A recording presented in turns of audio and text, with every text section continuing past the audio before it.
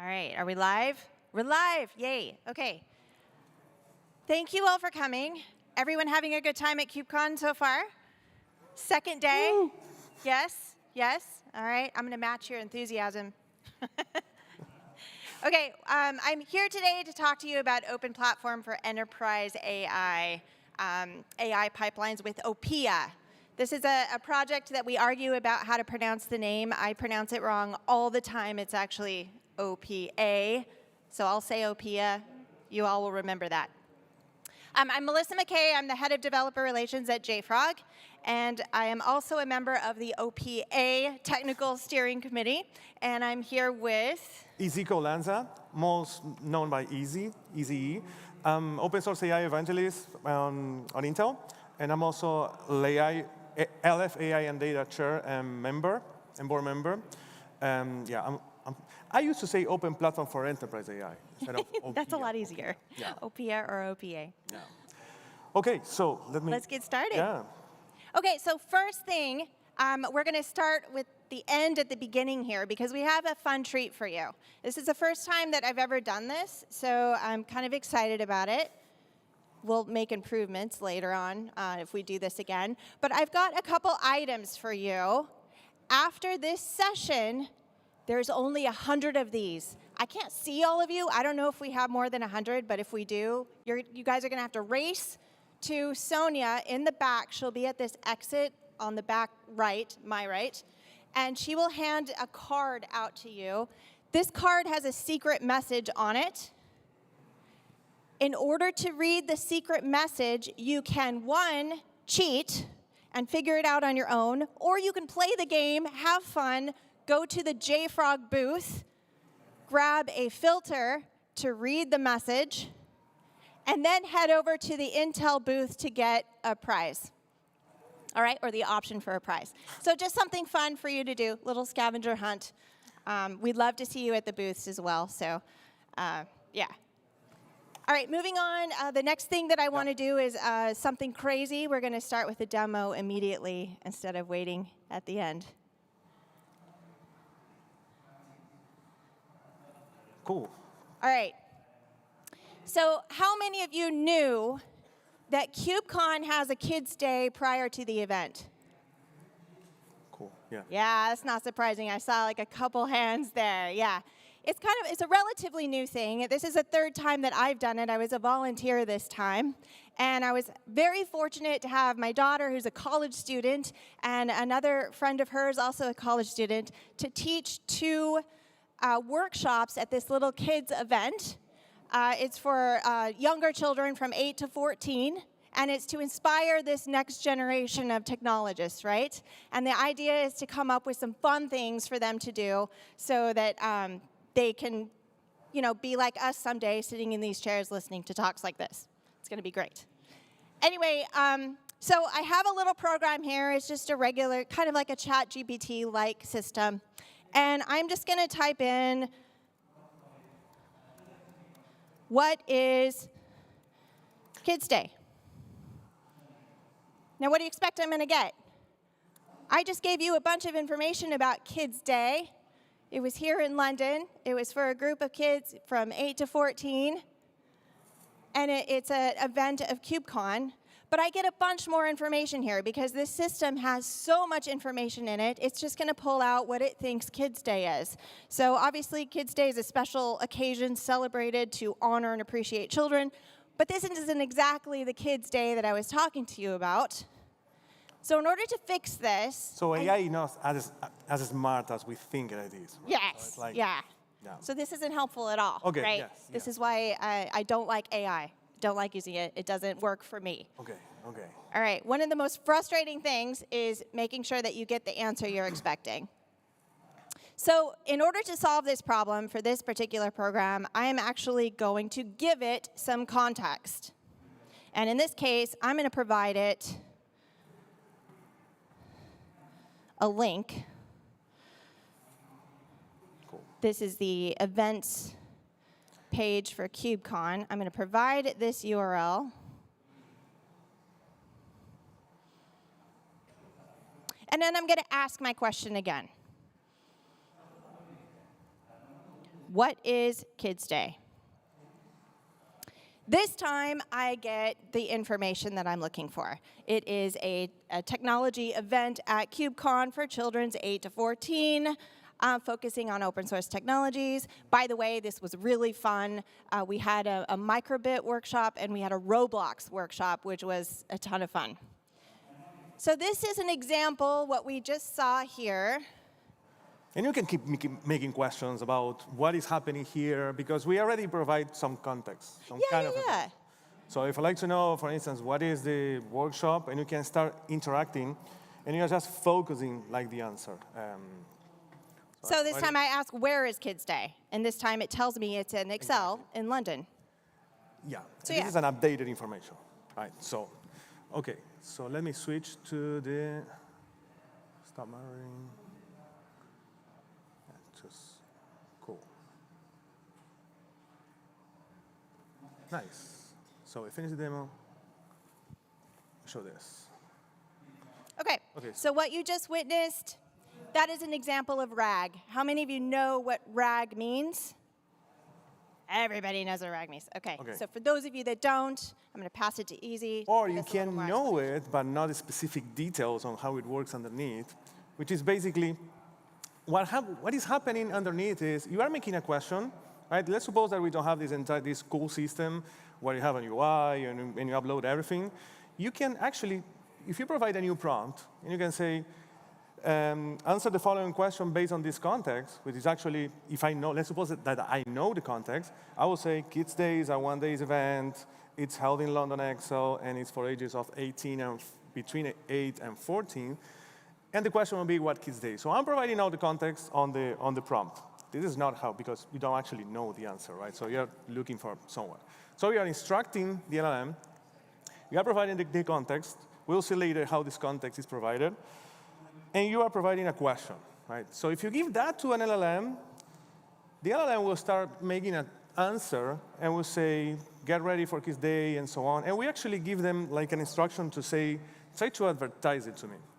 So the model wasn't trained on that information. The model doesn't have this information, but it's actually making up an answer based on just on the context that you're providing.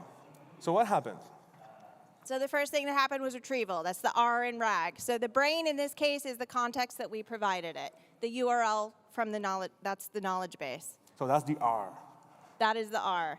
The A, augmented. So we gave it some clues. So instead of just randomly asking, what is Kids Day, which gave me a completely unrelated answer in the beginning, I now get context with that prompt. I give it instructions. And then it generates a response based on that data that I provided it. This is RAG, right? So if now, I mean, that's fun, but let's go a bit deeper now. And for those of you that know RAG, we know that with RAG, we have multiple pieces. We have the embeddings. We have to convert. There is a process. We'll not go for the entire process, but just as a high level, you need to have your information. The context that I provided before, that's not a context that I will be giving to the user. I need to extract this content from my knowledge base or from my local knowledge base. So this is why this is very useful. So I will need a kind of vector database, which is actually my local vector database or my URL. And there is some process involved on that. Like the embeddings is converting the text to vectors. The vectors are going to the vector database. And once you are making the question, which is what's happening on the top, it's also converted to vectors. And those vectors are compared between doing the similarity search. And will give you the most similar documents. So this Kids Day is a one-day event, and Kids Day is held on London, Excel, and so on. This is what we have in the site. And actually, the retriever is extracting those documents that are most similar to my question and are creating a new prompt underneath, and you are getting that answer. But it's actually, if we start thinking, we can see the boxes, right? If we are all at KubeCon, right? So we know what a microservice means. So if we like to deploy those kind of examples, we would like to have microservices. We would like to have containers to specifically use or do or perform one particular action, right? So we're starting to go a bit on the details and why we need to have that. We all know why we need to use containers or microservices, right? So this is basically, but those components can be multiple components, not just one component. Yes, definitely. There was a Lego session yesterday. Anybody in here go to that? Oh, I didn't know it. Yeah, there was. There was. You all missed out. I heard it was a ton of fun. In fact, it was a full house. They had to turn people away. But I have a bucket of Legos at home, and it is fun sometimes to be able to build like your own thing. But it is a matter of figuring out what you want to build, and then you have to find the particular pieces that matter or that's going to accomplish what you want to do, stick them all together. Maybe you do a lot of trial and error. There's so many options. And you will find, if you go to the sponsorship floor, you're going to see lots of demonstrations, lots of examples of all different implementations and different ways of providing this solution that we just showed you for various use cases. It is a lot of, like I said, trial and error, reinventing the wheel. Wouldn't it be nice if we could do something better without so much chaos and put something together so that we can not have to start from scratch every time? Yeah, I mean, we love open source, we love the community, and try to build, not to have one company doing everything, just let's try to build something together using the community. So this is actually how we build. Once we build this, if you are building something on GenAI, how many of you are deploying or working on with GenAI actually? Okay, not a lot, okay. So you know that this is a challenge, so you all like to build this kind of beautiful chatbot that we presented at the beginning, and you don't know where to start. So it can be complicated, you have multiple options, multiple companies creating things, so you don't know which path you will need to follow, right? So what do we need? We need standards. We need a way to do this to make it easier for everyone to start. I had an experience in my past where I had to do a lot of like video work, and I recognized immediately how many different standards there were out there and how difficult it was to do that. And part of that job for me was to figure out those differences, and for our specific use cases, build adapters and build, specific use cases or specific components for all of these different use cases. That's a problem, right? It's easier when things just fit together. We all have an agreement. We have bigger pieces to work with. We can just put them together, and we're happy about it. Having standards like that is, it's an abstraction layer. It's good for us. It's good for us. Yeah, and it's also easy to build like something, right? We need those components. But in this example that I showed before, why we need the standards is actually because GenAI is not just one model. It's not just one part, one LLM that you need to use very optimized. You actually need to use multiple components. And it's getting more and more advanced. You have agents, that the agents are starting to talk with other tools, and how all those components work together is getting more and more complex. So you have multiple challenges, in the data, how you index the data, how you do the chunking, how you prepare those vectors, how you select the right model for you. Are you going to use remote inference on OpenAI, or are you going to do something local with an SLM probably, because you don't need to spend money with a very smart model, because probably you don't need it. And sometimes it's okay if you like to use it in your local environment. Which frameworks are you going to use? Are you going to use Hugging Face? Are you going to use any other kind of framework? And the deployment. We need to care about the hardware efficiency, which methods are going to use for the retrieval, the evaluation of the LLMs, how you can evaluate that. So these are multiple challenges that we may face when we start to deploy this. Yeah. And this is kind of what we end up. Yeah, exactly. This is what I end up with quite a lot. Quite often at home with my bucket of Legos is something creative, something fun to build, of course. As developers, we're always, looking for the next new thing and putting things together. But a lot of organizations do not have the capability of investing in all of this trial and error. And even just looking at this is a wonderful Lego monstrosity. I like it. I think it's beautiful. It's cool. Well, what would happen if you needed to build another layer, for example, on top of this? You'd have to take pieces apart, redo it, that kind of thing. So when we're talking about code and we're talking about all the different components, we're talking about more money, more developers having to be involved in this process, fixing it every time. Maintaining it is difficult. So if we already have a set of standard building blocks, we're going to be able to get much faster further. And these organizations that do not want to invest all their time just to find out that maybe this particular use case doesn't even work for them, they're going to be able to find that out faster and fail faster. I like the monster, though. So. But we have a solution. I mean, Yeah. we are building a solution as a community, for sure. Yes, and how about an open source solution? Something that all of us can use, all of us can benefit on, and we can all contribute to. We all have different use cases. We all have different scenarios that we want to address. This is an opportunity for us to get this part out of the way, the difficult part, so that we can all move on to something better, something greater. And this is where we have OPEA, Open Platform for Enterprise. Right? Yes. Yeah.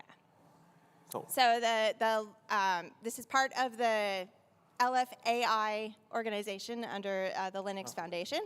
And oh, yeah, sorry. Yeah. yeah, so first of all, we've come up with a set of these composable building blocks. That was step one, figuring out what pieces actually make sense that apply to most use cases that we can all benefit from. Yeah.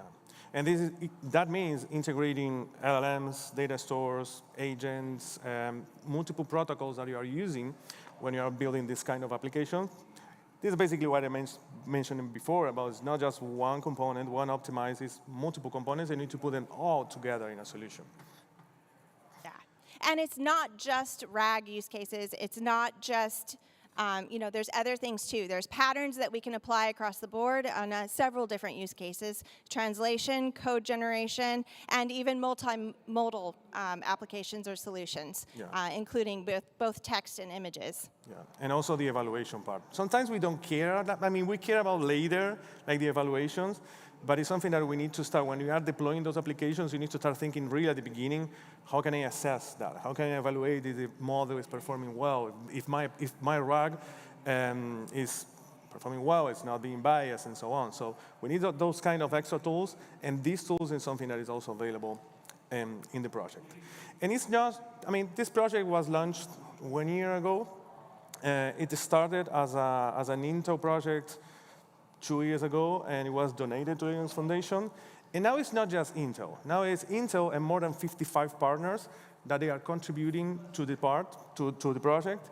Each of them, for instance, are contributing what they do. For instance, for vector databases, you would like to have the choices to use, I don't know, MinIO or Red Hat or OpenSearch or Redshift or OpenSearch or any other vector databases. So the main goal of this project is let's build together, let's avoid the vendor locking, let's avoid being focused in just one company. Even Intel is there, AMD is contributing, and 55 companies, and it's growing.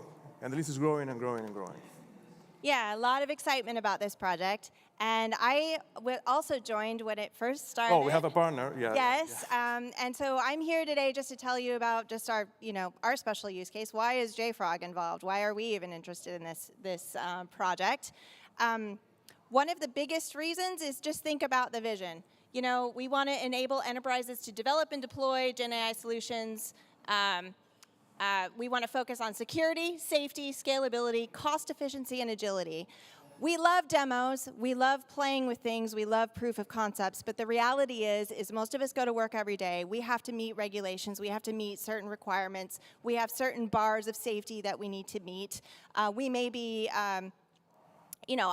we're just working behind a system where you can't even access the internet. There's some regulations that we need to meet. So what I'm concerned about and what I was really excited about is the opportunity to get involved in the beginning in the subject that Easy brought up earlier, like the evaluations, figuring out, making sure that what we're building is actually efficient, that it's the best for our use case, and that we're going to save money doing this and also be safe doing this. JFrog is specifically interested because, obviously, we are artifact storage and management with Artifactory is our flagship product. So we are concerned with that. We want to make sure that people have access to this and you're able to manage and store your containers appropriately for this project. Mm-hmm. We also offer model storage and management, so we have an opinionated way of versioning models and making sure that they are safe, and also scanning. The security part of this is a big piece for us. So we wanted to make sure that we provide instructions for anyone interested in using this project to be able to put this actually in an enterprise environment. Okay, so I will show something. We have 5 minutes, so I will show you a quick demo. More than a demo, it's more like explain a bit the project. So let me see. I can show it here.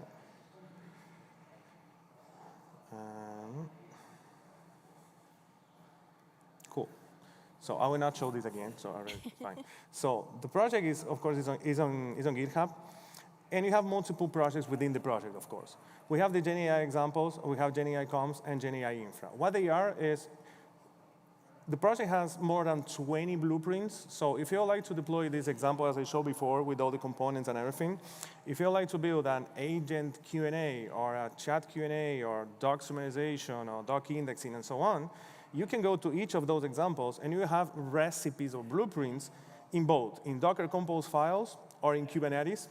You have the Helm chart, a bit of explanation on how it works, but actually is the end-to-end example. You have here a sample on how to use it. Of course, you don't have the 100% options, because if you have 20 vector databases, 20 LLMs, you need to have, I don't know, 40, 60 Helm charts available. So if you know how to work with Helm charts, you can easily plug and play which component you would like to use. So this is what we will see in the GenAI examples. If you like to go to the component itself, because you will say, I don't like this component, how it is built. I would like to add guardrails. I would like to add any other component. You can go to GenAI comms, and you will see the entire list of the components that were contributed to the project, divided by data preparation, by embeddings, by vector stores, by third party. You have multiple options for you to choose. So if you like to build a specific component and you would like to contribute it, of course you can contribute it, or this is where you will see the options you have to pick in your Helm chart. And GenAI infra, GenAI evals is all part of the evaluations. GenAI infra is actually, if you are working with Kubernetes, as KubeCon, right, you can have Terraforms for some providers. For instance, let's suppose for AWS, you have a Terraform. You have a Terraform also for Azure. And you will see all the Helm charts by use cases here. Right? So this is basically the project. And what I have here to show real quick is this example that you're seeing here. I actually have it deployed. So if I would like to see the pods, this is a Kubernetes development. And these are the pods that are running. Of course, I didn't mention in the main example the UI. So it gives you an UI. It gives you an Nginx. I didn't mention the Nginx. But of course, we need an Nginx to expose those services. And also, there is a mega service, which is actually the orchestrator that orchestrates how the communication is done between the containers. I will just show one. And each of those microservices, they perform one function. Right? So let's suppose I would like to see what the embeddings are doing, which is actually converting vectors, words or phrases to vectors. Since I cannot go directly to this because they are all exposed through the Nginx, I will need to connect first to the Nginx. And from the Nginx, I will just curl to see to the embedding microservices. And I will make a question here, what was deep learning? And this actually will pick the text and will convert the text to a vector. And this is the vector. It's a big vector, right? So fine, it's a 512. I will not do to any of them because we know we don't have 20 minutes to do it, but just to let you know that each of those components and what OPA provides is the specification on how those components should talk to each other and how you should build those containers. Someone that most companies or partners or customers are doing is they are picking this project and they are building applications on top of that. This is kind of the infrastructure layer. So you can build, if you like to build your own application for healthcare or for finance, probably the vector database is where your information, or you will need to use a specific model. So this is where you start to pick this model and fine-tuning. or to provide something as a service. I don't know. But this is the project. This is the open source project for that. So let me go back to the mirroring. All right. Okay, so finish demo. Cool. Cool. Lots more that can be done here. There's a lot more sets of instructions. For example, those Lego instructions that I love to work through that are very clear, guaranteed on what you're going to get when you're done. There's a lot more that you can contribute to here. Yeah, and one cool example is the prediction guard that was contributed by a partner. This is what we love. Like, submit your RPR if you would like to provide something. This is a great example that was provided. Now the project has guardrails thanks to this person. Hugo. Lots of other opportunities. I just want to tell you some of the working groups that are currently operating right now. We have a developer experience working group, end users, evaluation, that's the one I really like, community working group, we have a research working group, and also a security working group. Yeah, and the security is growing. I mean, with all the confidential computing, confidential containers, this working group is specifically working on that. So if you'd like to participate, submit an issue, contribute, provide feedback. Again, it's an open source project, as every open source project has improvements to be done. So this is basically the goal. What we've done, if you'd like to put your hands on, we created a workshop that is in AWS.